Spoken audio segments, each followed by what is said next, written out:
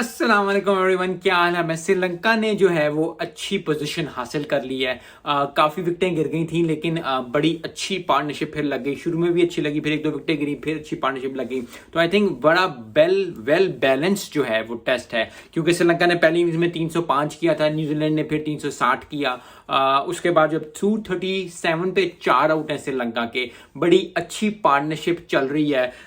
Angela Mathews और धनंजय डिसिल्वा के दोनों के 34 है। आई थिंक एंजेलो मैथ्यूज को यहाँ एंकर इनिंग्स खेलनी पड़ेगी अगर श्रीलंका को टेस्ट जिताना है। और आई थिंक वो पिछला इंग्लैंड से टेस्ट जीत के आए हैं, तो उनके अंदर कॉन्फिडेंस होगा, उसमें भी अच्छी परफॉर्मेंस दी थी। तो अगर ये 200 प्लस लीड कर जाती है श्रीलंका, अगर 200 प्लस लीड कर जाती है और 400 हो जाता है तो बड़ा ही अच्छा होगा। लेकिन tough competition I think New Zealand देगी, क्योंकि न्यूजीलैंड जो है पहला 1 घंटा आपको जैसे बताया हमेशा ही डिफिकल्ट होता है।